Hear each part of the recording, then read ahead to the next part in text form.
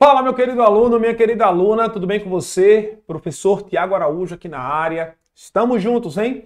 Vamos agora, nessa nossa parte de aula, vamos resolver algumas questões relacionadas ao cunho municipal de Embu Guaçu. Eu quero com você estar tratando alguns conteúdos de uma maneira bem específica para a gente estar entendendo o pensamento da banca, saber como a banca ela pode estar tratando esse conteúdo, como é que ela pode cobrar de você esses assuntos. E é interessante, porque a partir do momento em que a gente começa a entender o estilo da banca, a gente começa a entender como a banca ela vai trazendo esses assuntos, a gente vai preparado para a prova.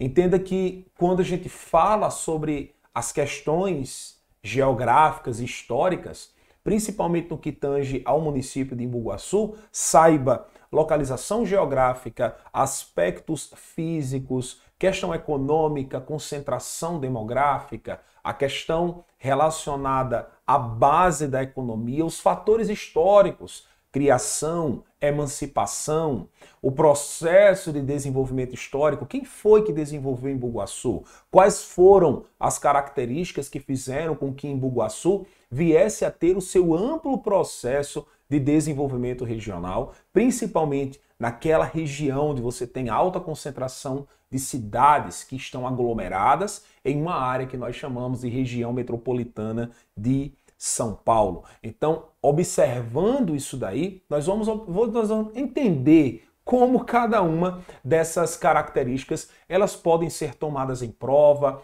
como que cada um desses fatores eles vão estar totalmente correlacionados, tá bom? Então, olha só, vamos lá, vamos comigo aqui, vamos embora. Colocar aqui o nosso assunto, pronto, tá aí.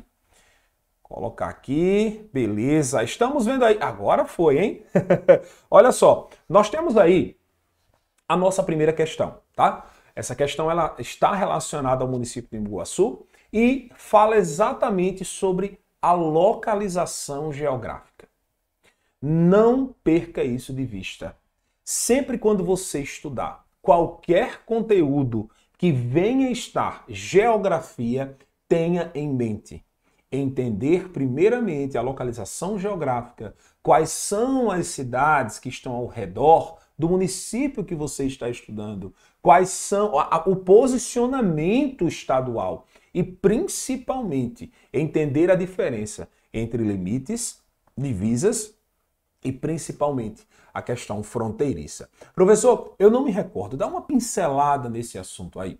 Pois bem, quando a gente fala na questão de limites, estamos tratando dos limites municipais.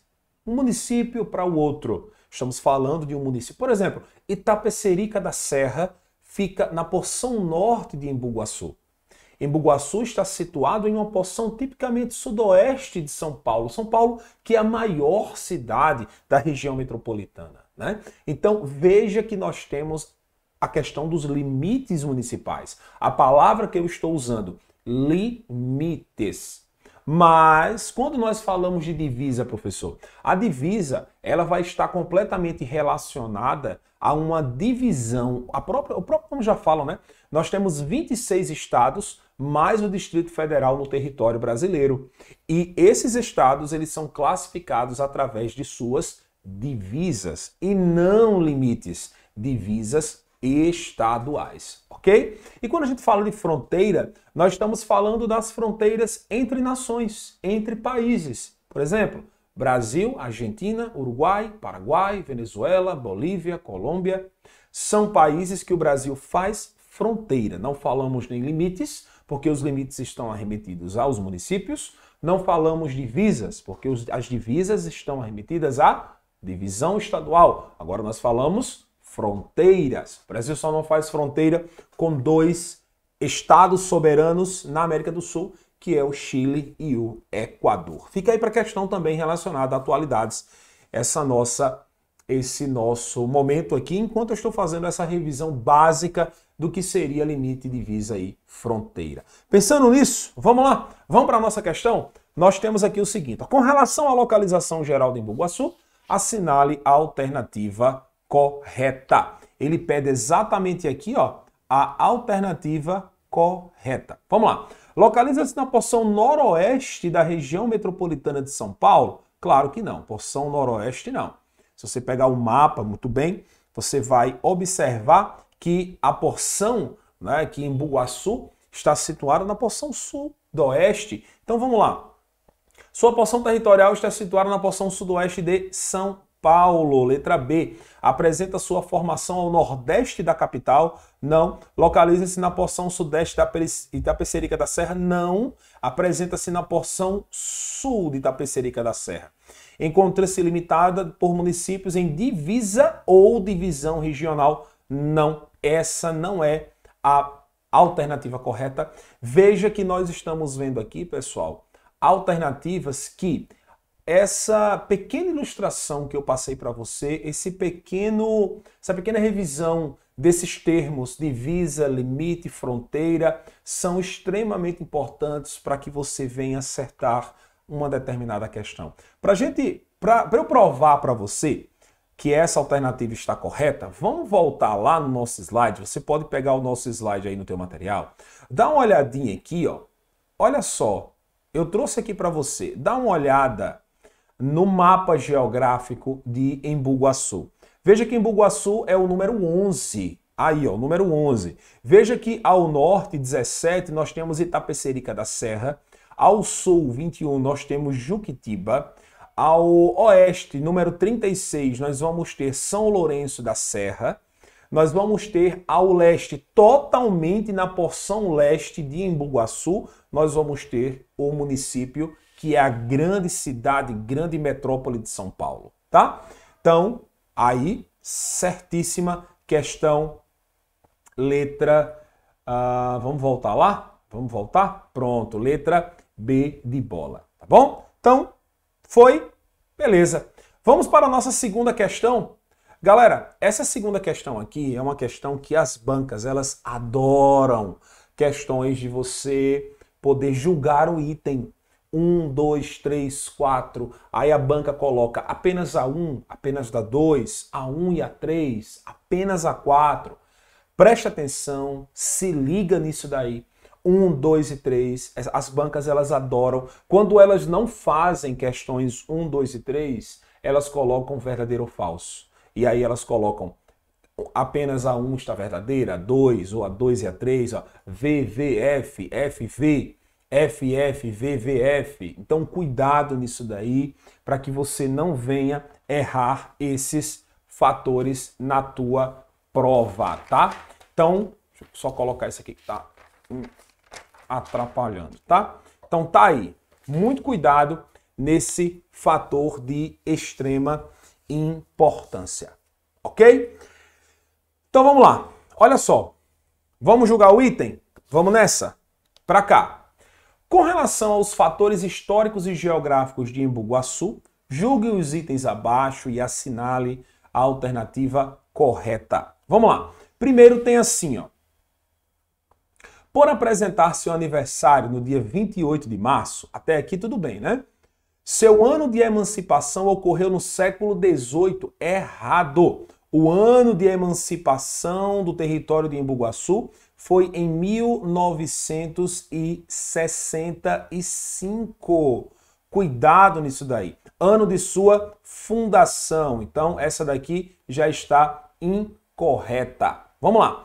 Apresenta-se nas mesorregiões e microrregiões de São Paulo. Errou também. Quando a gente fala de mesorregião, a mesorregião ela é paulista, tudo bem. Mas a microrregião não é de São Paulo. A microrregião é de Itapecerica da Serra, tá bom? Itapecerica da Serra. Então, muito cuidado relacionado a isso daí. Então, a segunda questão também está incorreta. São municípios limítrofes. Olha o termo aqui aparecendo, galera. Limites municipais. São Lourenço da Serra, ok. Itapecerica da Serra também. São Paulo e Juquitiba. A terceira está correta. Vamos lá, vamos ver se tem alternativa. Vamos lá. Apenas a 3, letra C.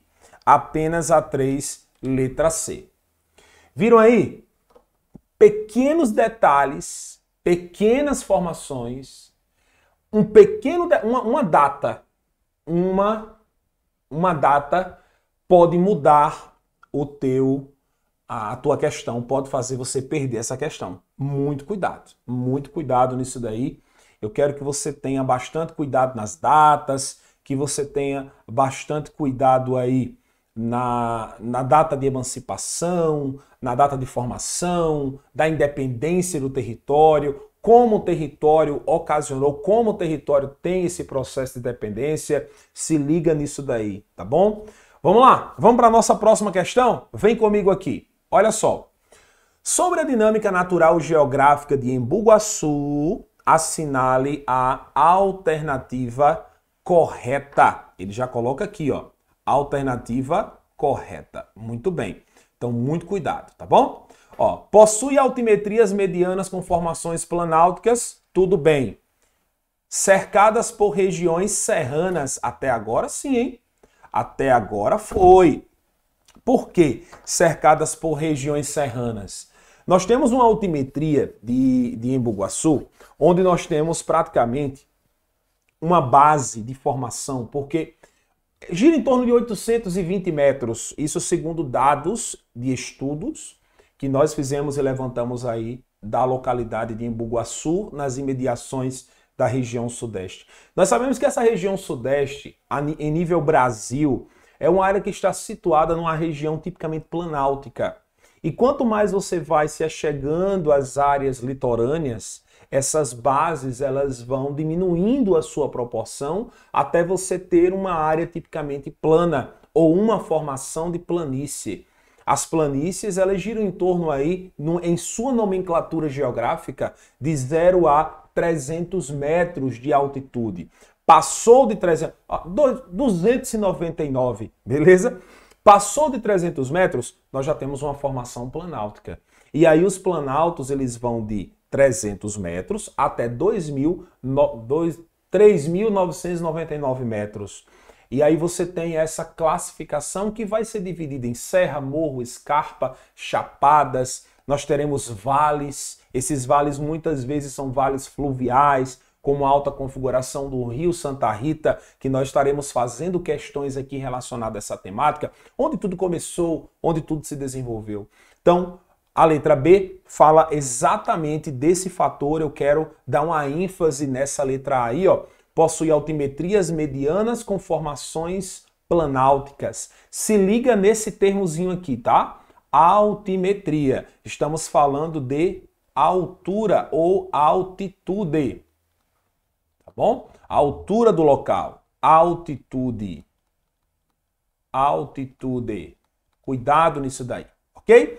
Vamos para a letra B, vamos continuando aqui. Olha só, com topografia relativamente plana, já errou. Embu Guaçu desenvolve pouca atividade planáltica. Aqui, ó.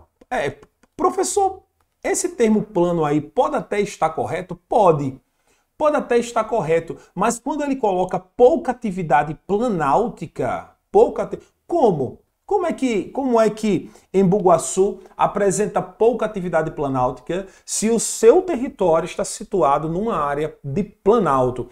E aí você corre o risco de errar, sabe quando? Quando você tem na sua mente, na sua ideia, que um planalto é uma área pontiaguda, é uma área de relevo. Nada disso. As serras, os morros, as escarpas e as chapadas são desnivelamentos de modelamentos acidentados. Calma. O próprio nome planalto, ele já remete à sua formação. Planalto, plano alto, planície, plano inicial. Olha só que legal. Bizu legal. Pode até ser uma coisa besta, né? Mas se você parar para observar e entender, você vai conseguir compreender isso daí. Planalto, plano alto, formação que possui desnivelamentos, e esses desnivelamentos eles são as formações de relevo, né? Como serras, morros, escarpas, chapadas e etc. Tá bom? Tudo certinho aí até agora? Vamos nessa. Então, ó, a letra B já foi para o saco, tá? Vamos lá. Apresenta terrenos rebaixados. Nada disso. Terrenos rebaixados não. Quando a gente fala de terrenos rebaixados, estamos falando de depressões. E as depressões, elas não ocorrem na localidade. Desnivelando o terreno por vales fluviais. Não, vales fluviais não. Entenda o seguinte, professor, o que seria uma região de vale? Um vale é uma área plana cercada por elevações. Ponto. Só isso. E vales fluviais são chamados de fiordes. São aqueles fios de rios que se formam a partir de desnivelamentos e áreas tipicamente depressivas. Fácil, né? Tranquilidade total. Vamos nessa. Vamos para a nossa letra D. Constituída por vales fluviais e formações típicas de serras em formato montanhoso. Se fosse aqui em formato de serra, tudo bem, mas quando ele fala no nome montanhoso, aí errou tudo. Por quê? O Brasil não tem a presença de montanhas. Nós não temos no Brasil a presença de terreno montanhoso. Por quê? Porque para que o terreno ele venha a ser montanhoso, ele precisa ter uma altimetria a partir de 3.999 metros ou a partir de 4.000 metros. Professor, por que só fala isso? Porque existiram na geografia geógrafos, três os principais, geomorfológicos, que fizeram um levantamento topográfico do território brasileiro.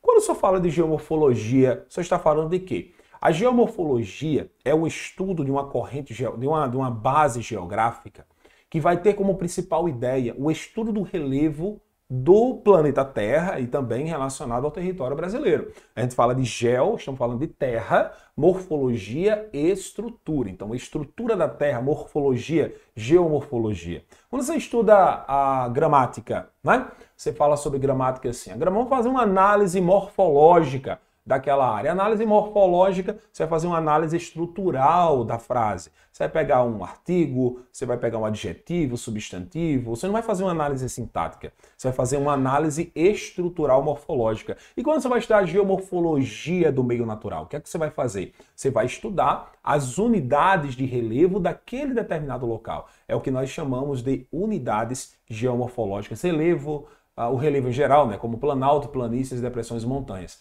No Brasil não existe formação montanhosa porque a principal área ou a maior de elevação do território brasileiro fica no Pico da Neblina, na Amazônia, com 2.993,4 metros. Isso relacionado ao nível do mar, numa região montanhosa, numa região tipicamente planáltica, que está situada aí no Planalto Setentrional do Brasil. Beleza?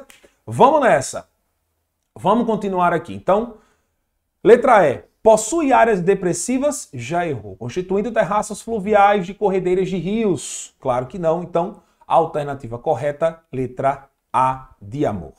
Vamos para a nossa quarta questão? Na quarta questão tem assim, ó. Com relação às regiões geográficas de Embu-Guaçu, assinale a alternativa que indica onde o município está inserido. Ô, questão maravilhosa essa, né? Questão muito boa, questão tranquila. Cuidado nessa nova reformulação das regiões geográficas, né? Região geográficas intermediária ou regiões geográficas intermediárias ou região geográfica intermediária.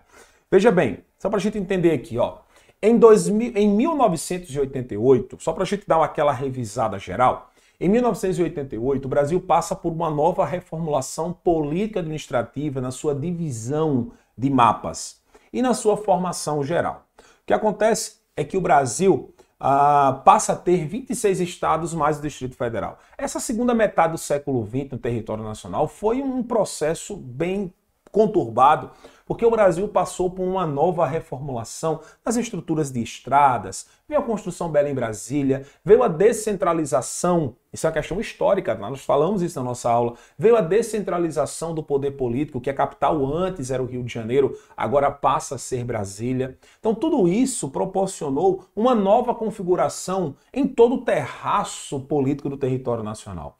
Isso aí vai fazer com que o Brasil venha a ter uma nova configuração. Então, a partir de 1988, nós vamos ter uma nova configuração geográfica no território nacional e nós vamos ter uma nova divisão política administrativa que inicia lá no Tratado Tordesilhas, mas começou com o seu processo de reformulação lá no Tratado de Petrópolis, em 1902, com a anexação do estado do Acre ao território nacional. Beleza. E aí, quando o Brasil foi dividido em macro-regiões, Norte, Nordeste, Sul, Sudeste e Centro-Oeste, o território nacional passou por uma reformulação também em cunho regional. Nós vamos ter a formação tanto das meso quanto as micro-regiões.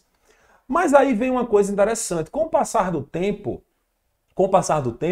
houve-se a necessidade de uma nova configuração. Mas por que, professor, esse cabaré todinho? É porque é o seguinte, essas divisões, elas vão adotar apenas alguns critérios específicos, como por exemplo, a questão social e a divisão política administrativa, como as divisas estaduais e os limites municipais. Só que essa nova configuração, que foi em 2017 e foi colocada em prática em 2018, vai colocar o que nós chamamos de regiões geográficas imediatas e intermediárias.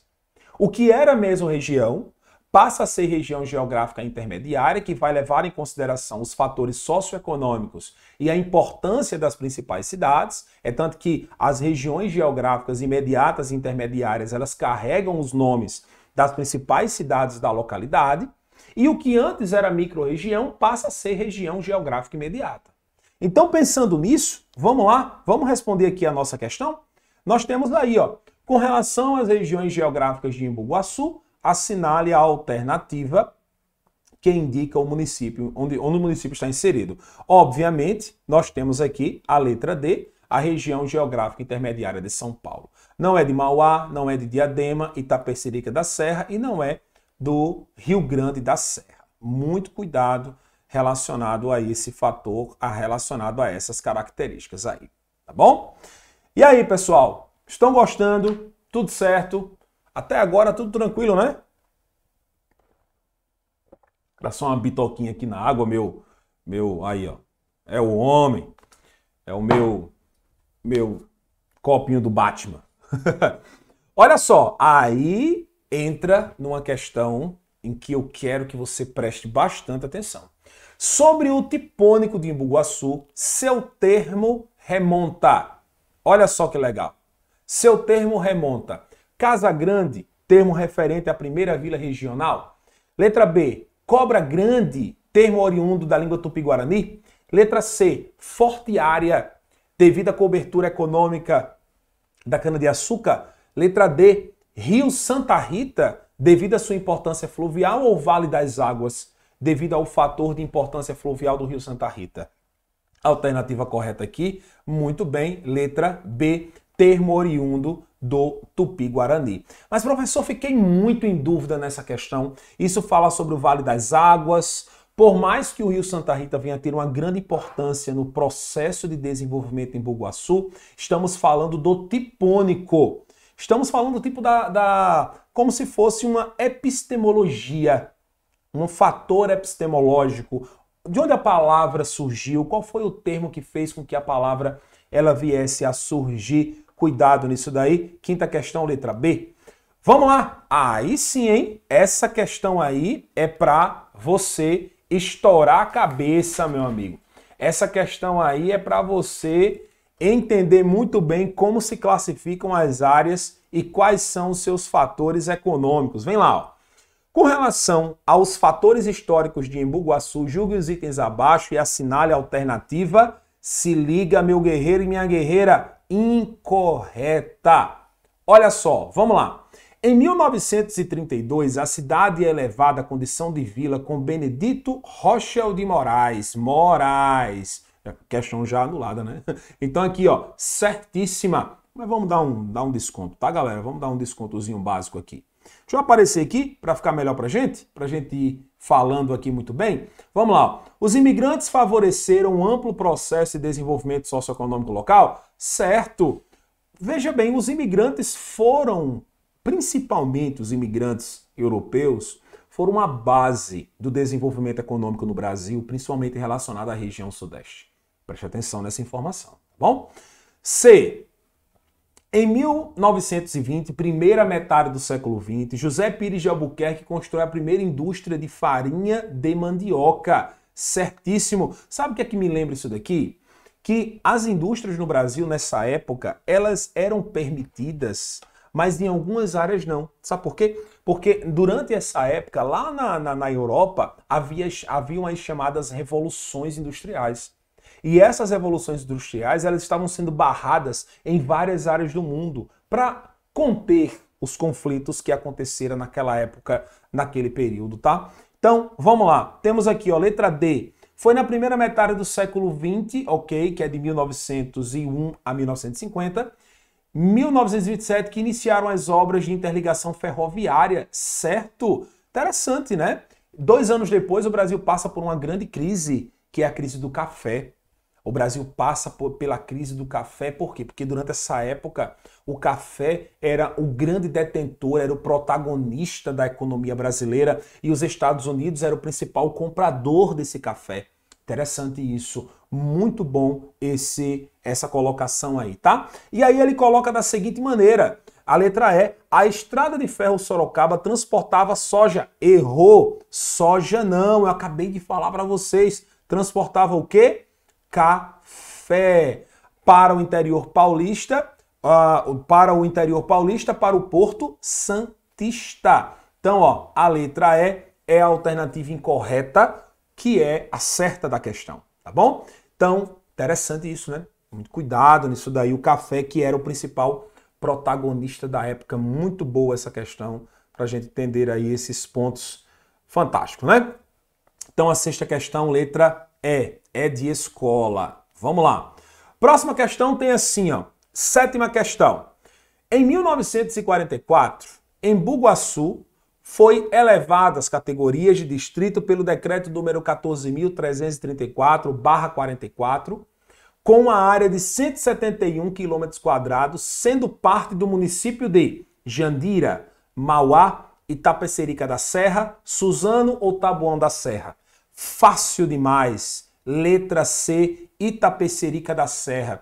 Tanto é que em 1988 nós vamos ter a anexação à chamada microrregião de Itapecerica da Serra, que é uma cidade de forte atuação econômica na região. Fácil essa daí, né? Tranquilidade total. Vamos lá. Agora é o seguinte, veja bem, agora eu quero falar uma coisa com você. Fizemos um levantamento geral, né, de alguns pontos que tangem aí o território de Embu-Guaçu. Lembrando que nós temos uma área com fatores tipicamente geográficos. E aí eu quero com você agora, nesse nosso conteúdo, falar um pouco de atualidades. E eu separei essas questões aqui, ó, a oitava, a nona e a décima, com alguns pontos específicos para a gente ir atuando aí e comentando sobre esses fatores. Então, se liga aí, conteúdo bem atual, olha só, dentre os principais, deixa eu ajustar aqui, dentre os principais motivos dos conflitos internos da Guerra Civil que deram origem às tensões entre China e Taiwan, podemos citar exceto. Pô, professor, o senhor acha que uma questão como essa pode cair? Pode. Sabe por quê? Porque é uma base de conflito que está acontecendo nos dias atuais e, principalmente, é um fator de tensa geopolítica. Quando você for estudar e der uma lida essa semana sobre atualidades, dá uma lida relacionada aos fatores geopolíticos internacionais, tá? A alternativa correta é a letra E, porque não está relacionado ao petróleo. De forma alguma. Não é o petróleo. O petróleo é um elemento que traz consigo características de conflitos no Oriente Médio.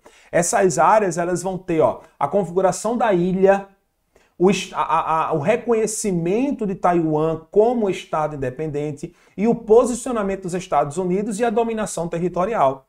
Esses fatores aí são característicos dos conflitos tipicamente regionais. Beleza? Nós temos aqui a nossa oitava questão, a nossa nona questão, tá aí, ó. Peraí, sétima, oitava, nona questão, né? Deixa eu colocar aqui. Nona questão. Olha só. É a mesma, né? Oitava, pronto, vamos lá. Nona questão tá aí assim. Deixa eu apagar essa daqui. Pronto. para cá. Um dos problemas atuais, olha só, da sociedade brasileira é a urbanização desenfreada. Beleza?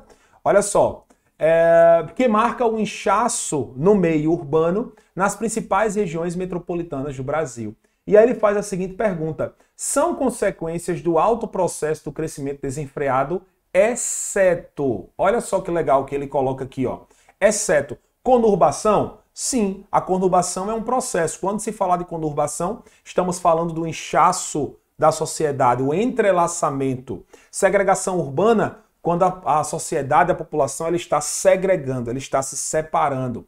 Aglomerados fechados? Sim. Mas, professor, como assim segregação? Os condomínios fechados, que na letra D conta muito bem aí. Os condomínios fechados, a população ela está se separando no meio devido à questão da violência, devido às altas disparidades. Agora, a alternativa correta, nós temos a concentração comercial. E aí vem a pergunta, professor, por que o exceto é concentração? Porque no Brasil hoje, principalmente no Brasil, nós vamos ter a desconcentração industrial.